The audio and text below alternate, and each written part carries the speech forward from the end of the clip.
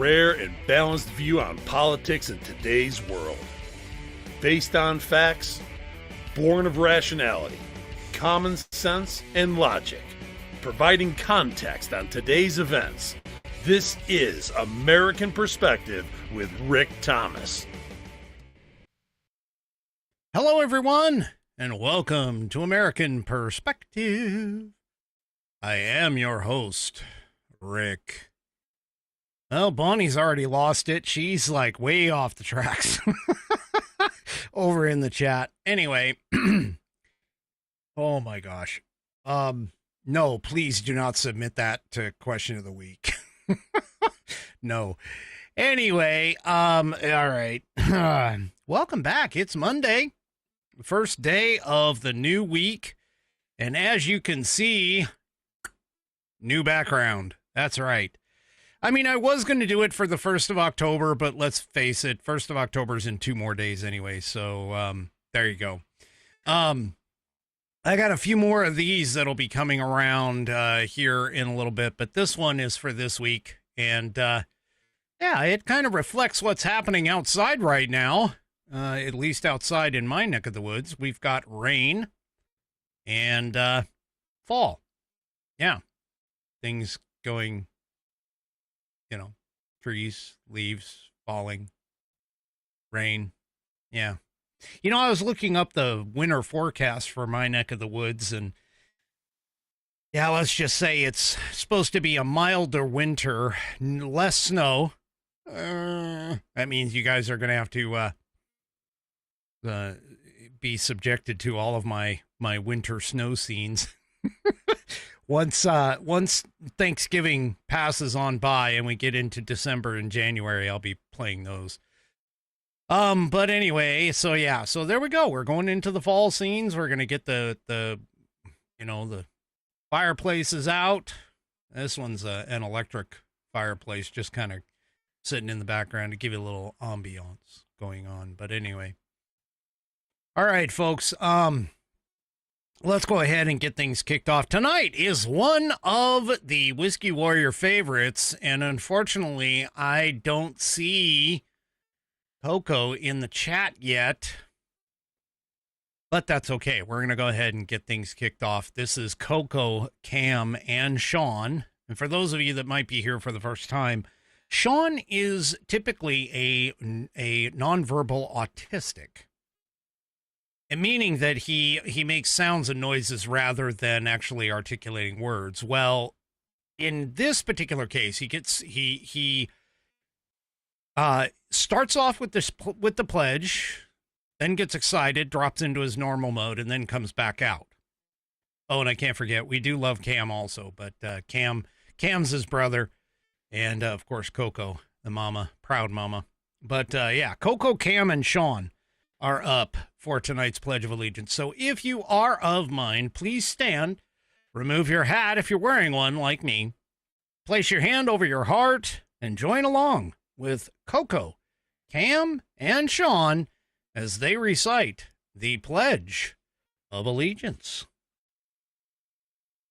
I pledge allegiance to the flag of the United States of America and to the republic for which it stands, one nation, under God, indivisible, with liberty and justice for all.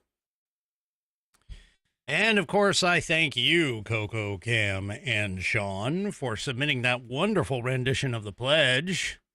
If you would like to hear your rendition of the pledge played here on the program, all you need to do is record yourself performing the pledge in your style.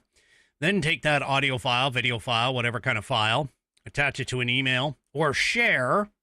If you're recording on your phone, you can share it to fans, F-A-N-S, at AmericanPerspective.online. That's fans, F-A-N-S, at AmericanPerspective.online. And I will, of course, get you into the rotation. Like I've been saying for many days now, I need number 20. So I like even numbers. So please, somebody submit number 20 so that we can get to an even number. I've got 19 now. I need number 20. All right.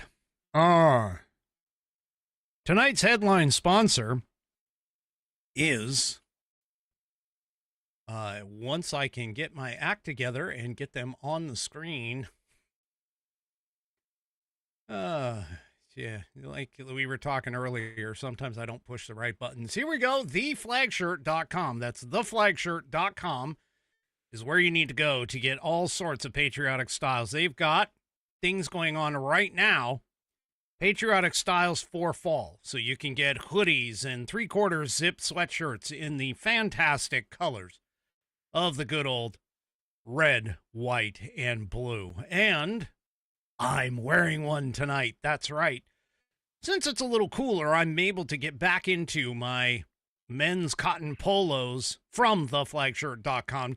Tonight, I'm wearing the We the People Liberty Bell version. And, yeah, you can go and check it all out at theflagshirt.com. Check out their men's, their women's, their made in the USA, their kids. And, check out their Independence Day outfits, all kinds of featured brands, any kind of accessories. They've got sunglasses and hats and socks and neckties. That's what I was looking for. And accessories for it. But you need to go to theflagshirt.com and check it all out. And hey, if you order $75 or more of their gear, they will give you free shipping. But I know not everybody can do $75 or more at one sitting. Sometimes you just want one shirt, and it's kind of ridiculous to sit there and go, I got to get it to $75 to get my free shipping. So I'm going to help you out a little bit. What I'm going to do for you is, if you go to, here we go, flagshirt.americanperspective.online. That's flagshirt.americanperspective.online. You will be presented with a coupon code. That coupon code, if you copy and paste it into the promo code box at checkout at theflagshirt.com, you will get $5 off your order. So once again, go to flagshirt.americanperspective.online. You will be presented with a coupon code that you can copy and paste into the promo code box at theflagshirt.com and get $5 off your order on American Perspective. Go to theflagshirt.com and get yourself patriotized. All right, and I see Coco came into the chat. Sorry that you missed your wonderful rendition of the pledge there, but of course, you already know what it sounds like because you recorded it. Anyway, well, we have some news out of New York City. The New York City mayoral race is getting tighter. And by tighter, I mean less people to choose from. Now, some people would think this is a bad thing for the Democrats. But in reality, it actually might help. See, that guy, that Ma'am Danny guy, who is the socialist, and apparently pretty popular, unfortunately. I mean, if you want to have like a microcosm, seriously, a microcosm of what socialism is going to look like, just wait until Ma'am Danny wins. If he wins, if he wins the mayoral race, you're going to see some seriously screwed up crap happen in New York City. If you live in New York City and you do not like socialism and he is going to win, I suggest you make plans to get the hell out now. All of that being said, Eric Adams has decided to drop out of the race. I mean, not that he was really all that popular anyway. I mean, he's trailed both Ma'am Danny and Cuomo in both campaign fundraising and spending. He's, basically he's having a bit of a problem, getting money. Let's just put it this way. Nobody likes him. Even though he's the current mayor of New York City, nobody likes him. And they're not happy about this at all. But based on a Fox poll, Ma'am Danny is ahead of Cuomo by 18 points. Now, here's the thing, is that if they can get down to Ma'am Danny and one other Democrat running as an independent, obviously, then there might be a chance that Ma'am Danny doesn't make it. And if Ma'am Danny, or Ma'am Donnie, whatever his freaking name is, doesn't make it, that would be a boon for New York City. Even though a Democrat getting in wouldn't be that much better, but at least it would be better than going full socialist. So, yeah, anyway, so Eric Adams dropped out yesterday, halting his re-election campaign just 5 weeks before Election Day. He announced his decision in a nearly 9-minute video posted on social media, offering zero clues about what his plans are after leaving office. And yes, my understanding is there is a Republican running, but let's face it, in New York City, a Republican has about as good a chance as an ice cube in hell of like surviving. So, anyway, he talked about saying it was an honor to be your mayor. He highlighted what he described as achievements relating to crime reduction, housing affordability, economic recovery during his time in office. He basically said at the very end, he's like, and yet despite all that we have achieved, I cannot continue my re-election campaign.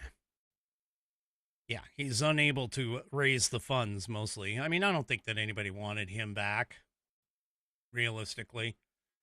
I don't think anybody wanted him to return to the mayor's office. So, anyway, yeah. Now, Ma'am Danny, of course, jumped on this and said, hey, this is a pivotal moment. And he said that he's pledging that voters in November will turn the page on the politics of big money and small ideas. Yeah. Anyway, Ma'am Danny wrote in a statement, says Donald Trump and his billionaire donors might be able to determine Eric Adams and Andrew Cuomo's actions, but they will not dictate the results of this election. He certainly knows kind of what to say to invigorate the younger socialist crowd, which unfortunately is kind of the change and shift in our Democrat Party. But anyway, Republican candidate Curtis Silva's campaign framed him as the strongest challenger to Ma'am Danny. The campaign spokesperson, Daniel Kurzina wrote in a statement, Curtis Silva is the only candidate who can defeat Ma'am Danny. Our team, our resources, and our funding are unmatched. Yeah, okay. Well, I mean, no offense, but this is New York. New York is either kind of sort of socialist or full-on socialist. We're going to find out in just 5 weeks. So, anyway, Cuomo, of course, is, kind of in there as well. We'll see what happens, but he's behind Ma'am Danny for sure at this point. Yeah, well, if the New York City folks vote for Ma'am Danny as the mayor, I'm just going to say they deserve whatever they get, good and hard. All right, another sad day. I don't know if anybody has noticed, but we've had like several multiple shooters, multiple mass shootings or attempts at mass shootings here very recently. The latest one is at least 4 victims have been taken from a church shooting and arson in Michigan. 4 dead, multiple injured. And, it's just, it's sad. It really is. And this individual who did this, by the way, is, they don't really know 100% for sure what his motivation was. However, there is some early indications, and we're probably going to learn this a little bit later on, but there is some early indications that he had a problem with the Mormons. And that would be kind of a given argument, considering the fact that he crashed through the church doors, shot up the church, and then lit the thing on fire. And this was at a Church of Jesus Christ of Latter-day Saints in the Grand Blanc Township, Michigan. So, again, they if you listen to the news, they've been framing this guy as a Marine vet. And while he did serve in the Marines, this was back in 2004 to 2008. So what the hell has he been doing between 2008 and 2025 that has caused all of this? I mean, it's not like he, all of a sudden snapped overnight, but they keep talking about his military service as if that is a large part of why he did this. I guarantee you it's not a large part of why he did this. He may have received, obviously, some skill sets, but he wasn't. I mean, it wasn't like he came back. He did serve, I think, in Iraq. He was a motor pool kind of a mechanical specialist or something like that. But they keep talking about his military service. And they're not talking that much about the time in between when he got out and now. And so, yeah, I don't know. I'm kind of hesitant to necessarily call him left wing, but yeah. Anyway, it's just going to be interesting to watch this and see where this stuff goes. In terms of his motivation and everything else. But like I said, initial reports are showing that he did not like the LDS Church, the Latter-day Saints, and the Mormons. So we're going to have to wait and see, but he's not the only one. There's been a few others.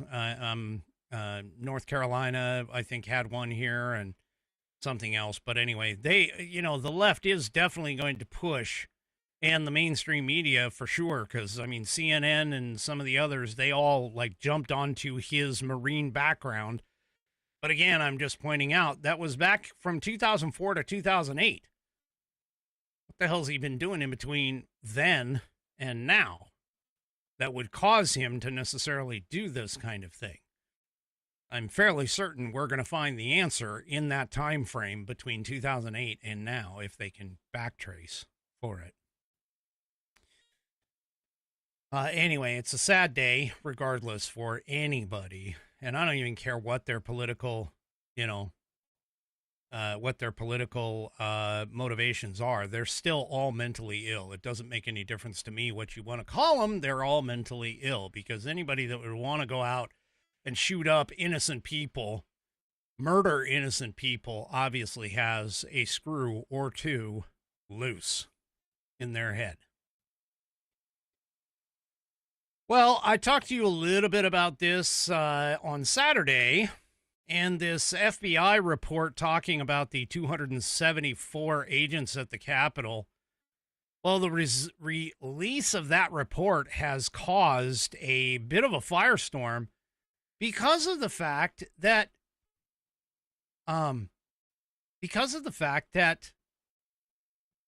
there were people in court asking for this information during the trials, the February 6th trials. And they weren't being given this kind of information.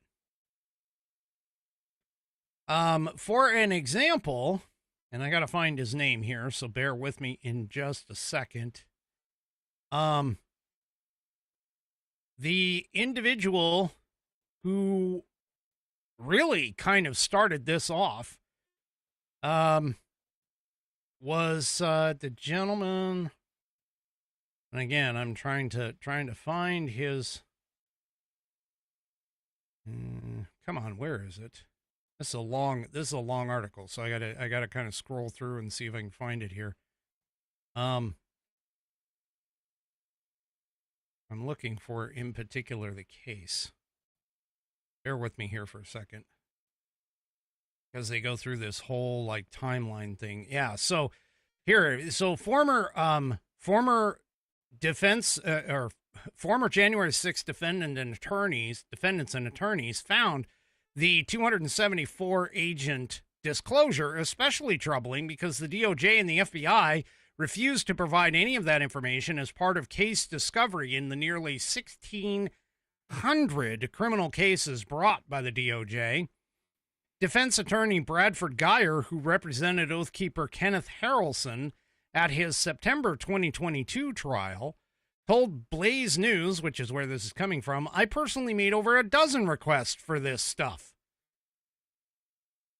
And this is the firestorm that they're talking about, that is coming out with regards to this. And there's questions all over this thing in terms of why is it that none of this information was available when brought up during the discovery phases of these cases. Another case in particular was, where is his last name is Pope. But anyway, Pope, the gentleman Pope was saying that, hey, we asked for all of this after he exposed the presence of several off-duty FBI agents at the Capitol. They were like, hey, and this was during his trial, and none of this is making sense. None of this is making sense out of this. And John Strand, who went to prison on January 6th, charges after his trial in Washington, D.C., says, today's revelations prove it.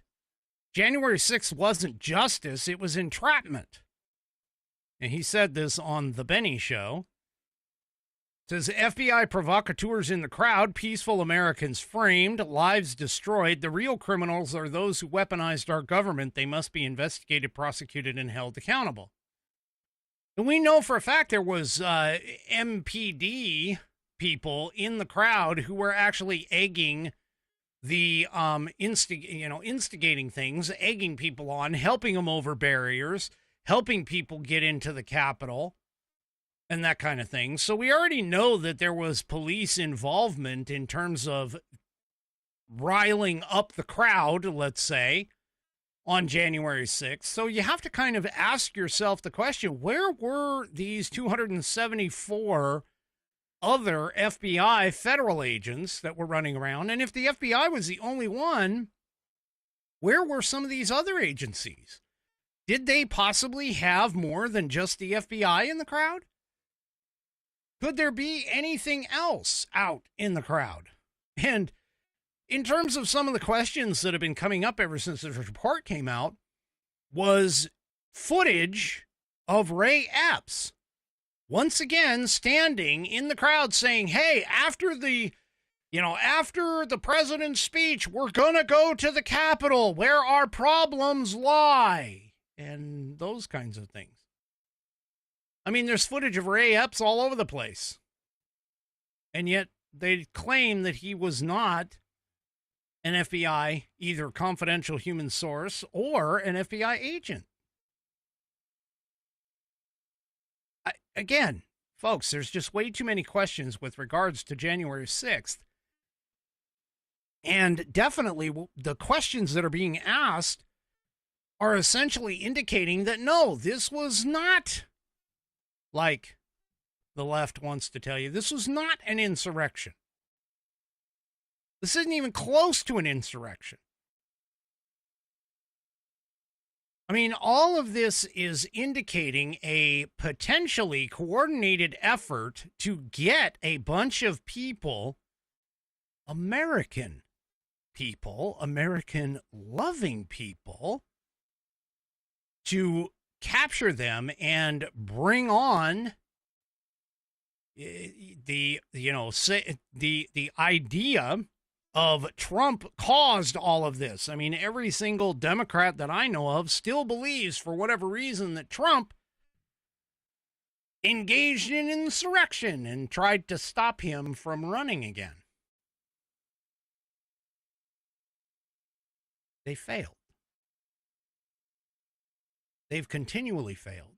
I mean, think about it. Russiagate, the Russia collusion hoax. You have January 6th trying to take him off the ballot under the 14th Amendment, which was not even, him being on the ballot, it wasn't even in question anyway. He was supposed to be there. All of this seems to be a potentially coordinated effort by all of the Democrats to keep Donald Trump out of power. They failed at all of it because he's now in power. We have 3 years left under this man, roughly. Well, the one narrative that has slid by in all of this, and the one story that has kind of taken a back seat to everything that's been going on, is the January 6th bombs at the DNC and the RNC. And when were they placed? Were they even effective? So on and so forth. Well, I got some news on that in just a minute. But first, let's talk to all of you anglers out there. Oh. Well, how does that not work? Let's try this again one more time. There we go. All right, I want to talk to you anglers out there, or even anybody that just wants to float down the river in this thing. All right, anglers, if you are ready to fish remote lakes or quiet rivers in total stealth mode, check out the Nevada Fishing Float Tube from Caddis Sports. This U-shaped beast is built for serious fishing missions. Ultra stable, super maneuverable, and tough as nails, thanks to heavy-duty ripstop material and double-stitched seams. You'll get a padded backrest, oversized seat, 2 large gear pockets, rod holder, stripping apron, and even a dry fly patch. Everything you need to stay locked in and ready when the bite is on. Fluorescent accents help keep you visible out on the water, and carry handles make it easy to haul in and out. Whether you're chasing bass in the shallows or hiking into alpine trout lakes, and those are kind of fun to hike into, the Nevada Float Tube is built for the job. Use promo code RUMBLE, RUMBLE, at checkout for 10% off your order today. Go to Caddis Sports, that's CADDIS, sports.com, CADDIS, sports.com, and use code RUMBLE, RUMBLE, at checkout for 10% off your order today. And you know what? Head on over to caddissports.com. Even if you're not necessarily interested in the float tube, they've got a bunch of other stuff too. And you can use code RUMBLE at checkout to get 10% off of all of those products. So once again, go to Caddis Sports, CADDIS, sports.com. And don't forget to use RUMBLE code at checkout for 10% off your order today. Go to caddissports.com, get out there, stay light, and catch the big one.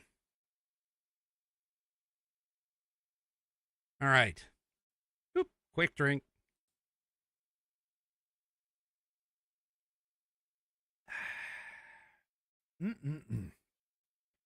Well, you remember that those 2 devices, the bombs that were found at the DNC and the RNC, and everybody was wondering, what the hell? Were these real? Were they not? I mean, they looked like they were hooked up to egg timers, which egg timers only have 60 minutes on them, at least most of the egg timers that I've ever seen.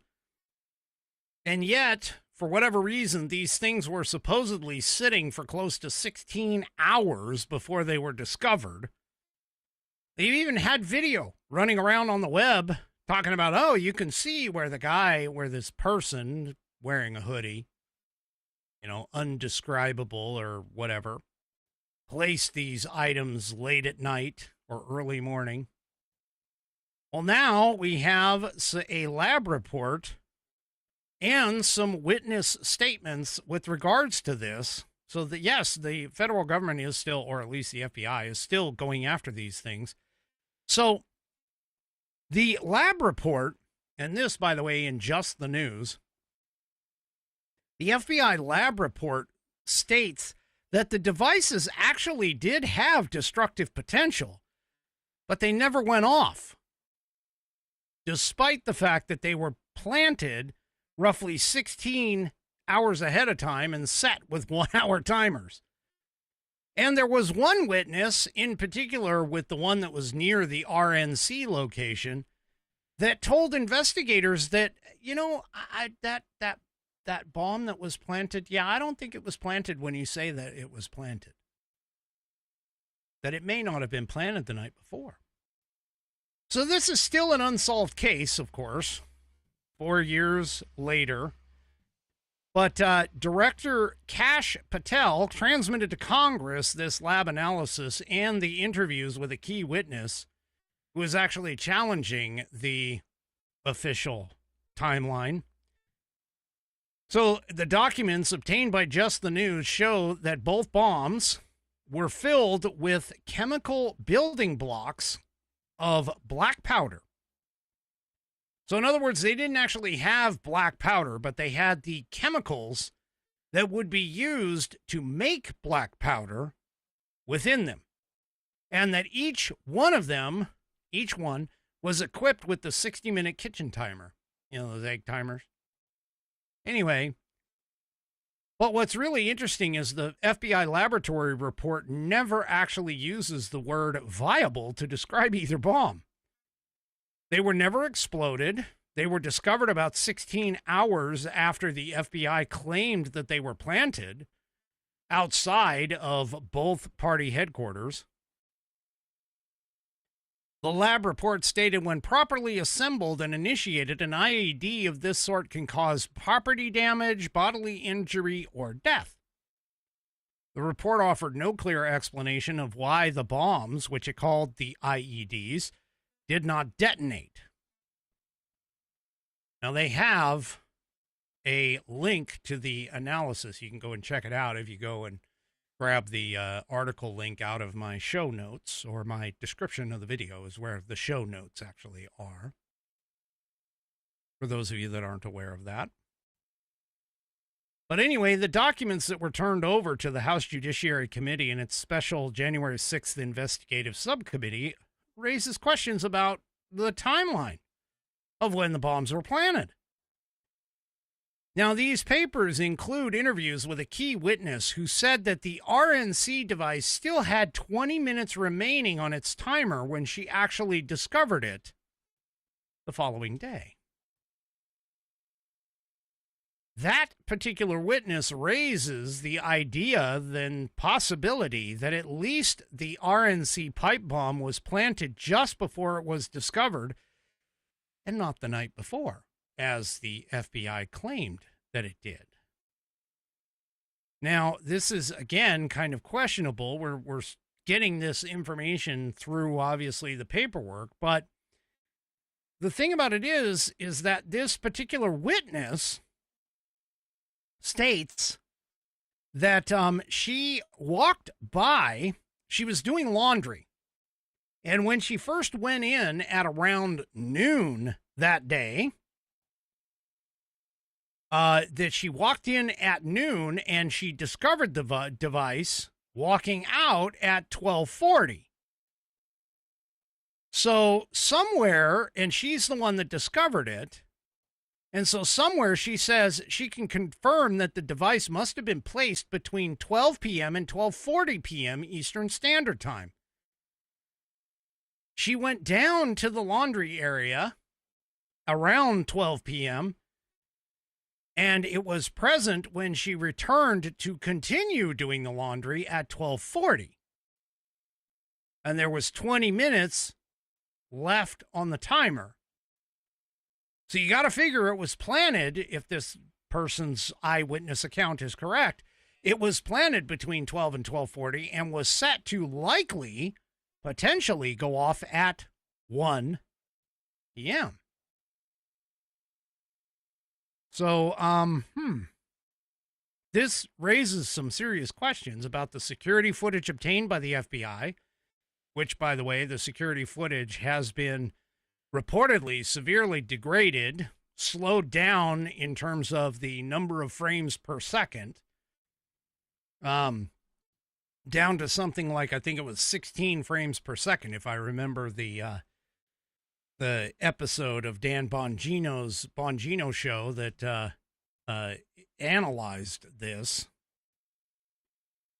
So, yeah, the footage, according to the FBI, that was obtained and released by them, shows that the suspect planted the bomb in the alley outside the RNC building at approximately 8:16 p.m. the night of January 5th. Which is kind of interesting when this eyewitness says that it wasn't placed until sometime between 12 p.m. and 12:40 the next day. So, yeah. Anyway, still more questions than we can have answered at this point. Still more questions. For all of this, but yeah.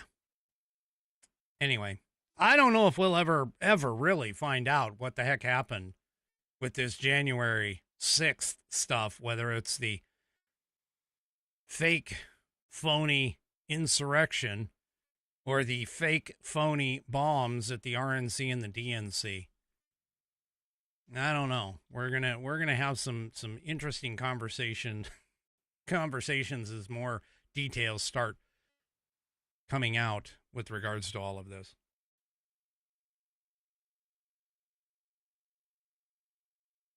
All right. Sorry, need another drink. All right. So the government is potentially going to shut down tomorrow if they don't get something done in the interim, meaning some sort of a continuing resolution. And the Democrats have been all over the social media talking about how Trump won't meet with them, that Trump and the Republicans are going to, basically shut down the government because of this fight over health care. And they're fear-mongering, folks, just like they always do.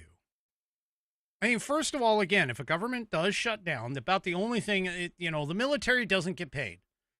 I was in the military when the government shut down and for a little bit. And yeah, it was, it kind of sucked. You didn't get paid when you were supposed to. You didn't get paid until a little later. But while you may not get paid during that time frame, you would definitely, you're caught up is what they do. They just withhold the payment and then they pay you later.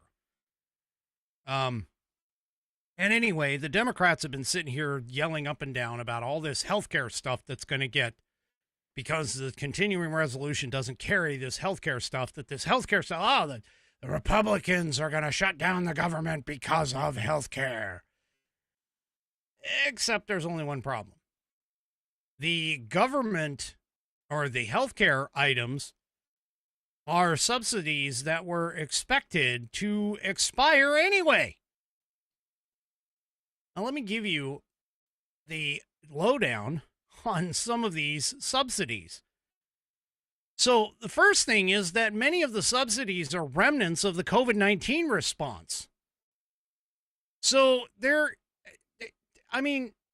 hello, COVID-19's done. Why do we need these subsidies? Why would they have to continue? Because these subsidies, by the way, were used in the first part of 2021 as part of the American Rescue Plan under Biden, and then again in 2022 as part of the Inflation Reduction Act, which was actually the Inflation Producing Act. The last extension, of course, is now set to expire at the end of the year. And this is a full 2.5 years after the official emergency ended. So most of the other COVID-19 relief responses, unemployment benefits, food stamps, student loans, Medicaid, they've all expired. They've all expired. So why the left is trying to get these subsidies made permanent, is essentially not a COVID-19 relief proposition. It's a full-blown expansion of the Affordable Care Act, or what is known as Obamacare. Now, the number of people drawing these subsidies has nearly doubled. That's right. Before these enhanced subsidies, Obamacare enrollment was relatively stable, both for subsidized and unsubsidized. But COVID-19, this subsidy changed that. In 2019, 13.7 million individuals drew a subsidy. In 2025, that number spiked to 26.7 million in the first quarter alone. The CBO office estimates that extending these subsidies permanently would result in a 3 million drop in employer-based coverage, a $380 billion increase in costs to taxpayers over the next 10 years, and another 6.9 individuals on Obamacare exchanges, receiving an average subsidy of $5,370. Now again, folks, keep in mind, Article 1, Section 8 does not cover health care as a responsibility of the federal government. Still haven't had anybody show me where this is. Not a single person. Now, another key point out of all of this is that the COVID-19 subsidies have amplified fraud in the program. They haven't slowed it down. They haven't done anything special. They've amplified it. They've made it worse because there's a lack of requirements for any enrollees to contribute to their coverage. So the enhanced subsidies have opened the door to increased healthcare fraud.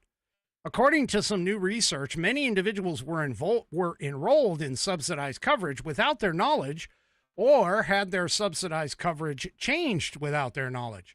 Meanwhile, an estimated 6.4 million people were improperly designated as having income between 100 and 150% of the federal poverty level, enabling them to receive zero premium coverage at a cost of over $27 billion in taxpayer dollars for 2025 alone.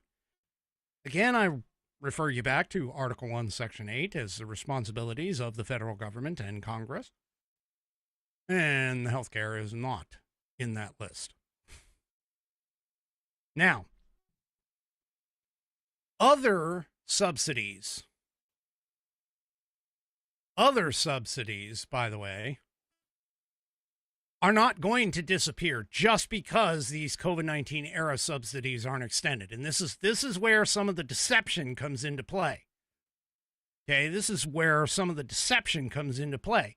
Because under Obamacare, premium subsidies were actually limited, available only to those with incomes between 100% to 400% of the federal poverty level.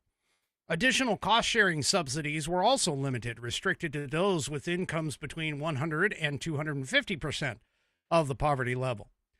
The COVID-19 subsidies, which expire, or going to expire at the end of the year, lifted the income limit and made the existing subsidies more generous, leaving many individuals with zero premium or cost-sharing requirements. Under a return to the Obamacare's original standard, taxpayers will still pay 80 to 90% of premiums for low-income enrollees. An individual with income between 100 and 133% of the poverty level would still receive generous financial federal subsidies, leaving them contributing just $27 to $34 a month toward their coverage. Now, keep in mind, all of this stuff is, again, focusing on healthcare. which is not a responsibility of the federal government. Anyway. And by the way, these particular subsidies that are going to expire, they actually ignore what is the real Obamacare crisis. The real Obamacare crisis is literally this. Premiums went up. Premiums went up under Obamacare. Remember how Obamacare was supposed to make things cheaper? Yeah, that didn't happen. In 2013, the year before Obamacare's implementation, the national average premium for individual coverage was $244 per month. By 2022, that cost had climbed to $568 per month.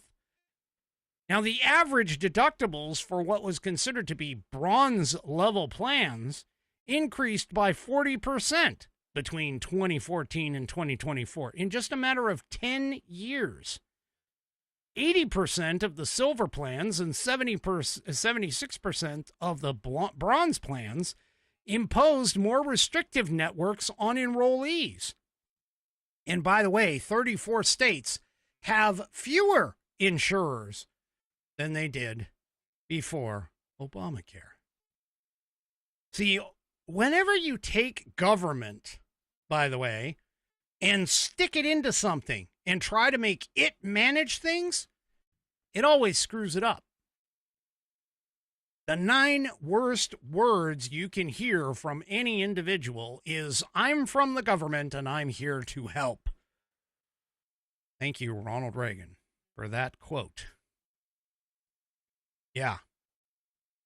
And unfortunately, what's happening here is the Democrats are wanting to extend these subsidies that are not going to do anything for the American people. And again, I just bring this back around because this is what it is. You bring it back around here. Healthcare is not a responsibility of the federal government. It should be on the states.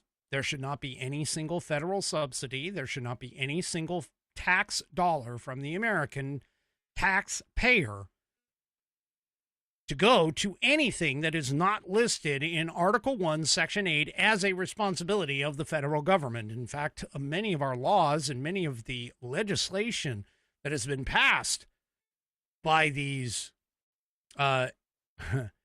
rogue Congress sessions need to be repealed, eliminated,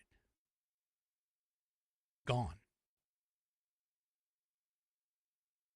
All right, well, with all of this newfound or newly discovered, maybe, newly enacted leftist violence, the left is trying to do all kinds of backflips to try and prove that it isn't them. There's an article in Hot Air by David Strom. Here's the title. It says Michelle Goldberg, who, by the way, she has a column up in somewhere about Trump is lying about left-wing terrorism. That's her title. And according to that piece, Michelle Goldberg is basically saying, stop blaming this left-wing violence on the left. And you can go through, and she talks about some of the reasons why. There's nothing really revolutionary there or revelationary there. But what I did find interesting in this piece is when you scroll down, and this is from David Strom, John Sexton, by the way, John Sexton. So we scroll down a little ways. John Sexton points something out in all of this, which is that, and he's kind of being a little critical of Christopher Rufo as well as Michelle Goldberg, because Michelle Goldberg points to Christopher Rufo's writings and talking about the organizing principle of the left. And here's why. Here's what I think is very, very interesting. They totally miss the point that the left of today is not the left of 10 years ago, 20 years ago, even up to 55 years ago.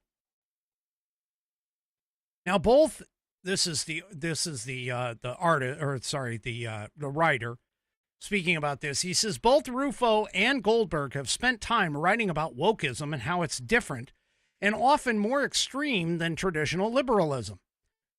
I've made this point on this show multiple different times. The Democrat Party of today is not the Democrat Party of your parents or the Democrat Party of the people that are still left over from like the FDR Democrats. None of this stuff is the same. Now, this guy says, I would suggest this new form of terror they see emerging is merely a natural outgrowth of that change. He says, at the core of wokeism is the concept of identity politics, in which your identity is meant to become the foundation of your politics. Think about that for a minute. The leftism of today is so focused on identity politics that they are basically making it to where your identity becomes your politics. This actually explains a lot, because think about it. If you are a black person in America, you are automatically identified as a victim of slavery, regardless of whether you have been a slave or not. And by the way, there's nobody really alive today that actually has been a slave, nor has ever owned a slave if they lived in America all their life. Now, they could have come from another country that still supports slavery. That's possible. But I'm saying anybody who is an American, who has been in America all their life, has never been a slave and has never owned a slave. So what's this question about reparations? Oh, yeah, the reparations. Yeah, the reparations. You know, all the money that they want you to fork over, whether you held slaves or not, because it's just right to black people who have never been a slave. See, this is what the left has turned into. And this writer, he hits it right on the head. He continues and says, along with this is the idea that your identity is constantly opposed and subjugated by a whole series of majoritarian identities that have existed since long, or that have existed since long before you were born. In other words, again, if you have an identity being black, I mean, Serena Williams, last Saturday, Serena Williams talking about picking cotton. She has never picked a piece of cotton in her entire life. She's a tennis pro, retired. She's worth $350 million, according to certain sources. Really? I mean, seriously, He continues on this paragraph. He says, to put it bluntly, straight white males create a system of racial and sexual dominance which can be resisted through anti-racist, anti-colonialist, anti-sexist, etc. ideology. So just because I happen to be white and male and straight, I'm automatically the enemy, whether or not I actually am or not. See, this is the course. This is the center of identity politics. And this is exactly what the leftists of today actually are. He continues, says, wokeness has often been compared to a religion in which racism and other isms are a form of original sin. But the difference with wokeism is that there is no lasting redemption. You can oppose the system in your own privilege, but you can never erase the stain of it. It presents the world as a constant battle among identities who have power and those who do not. Again, this is the crux of the identity politics game. Regardless of whether or not you yourself have any involvement with any of this just by the mere fact that you can be identified as a specific group. You are automatically thrown into that group, whether you believe it or not. You believe in Christ, Jesus, you're automatically a Christian nationalist and more than likely a white supremacist and more than likely a neo-Nazi, a fascist. Just because you identify as being a Christian and white. I mean, this is the game that they play. This is it. He continues really quick here. He says, wokeness, as we all know, also fudges the boundary between harsh language and actual violence. He says, this is where we get the idea of safe spaces and deplatforming opponents. If speech is violence, then stopping speech with violence is justified, according to these people. That's exactly where this is coming from. That's exactly where this is coming from. And unfortunately, this individual, Michelle Goldberg, is trying to justify the fact that, hey, this stuff that's left-wing violence actually isn't left-wing violence. Even though it is actually left-wing violence. It's the leftism of today, not the leftism of the former Democrat Party 20 years ago. This is what we're fighting. This is what we're up against, folks. This is what has created the Mamdanis of New York City. This is what has created the situation where you can't, in any way, shape, or form, reason with these people. Because regardless of where this is why Charlie Kirk had, the situation that he did, why he was killed. Because regardless of what you think, you can't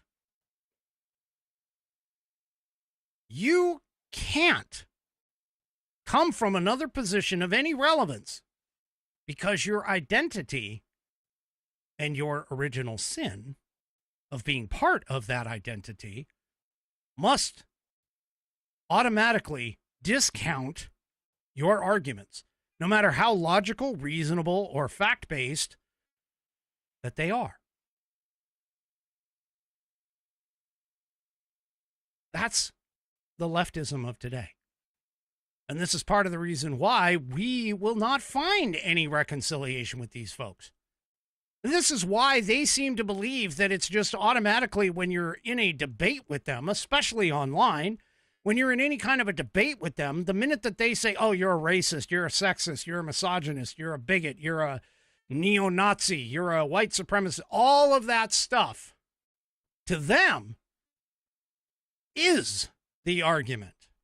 Because just by saying it in their warped minds, automatically discounts whatever it is that you have to say, regardless of how correct you actually are.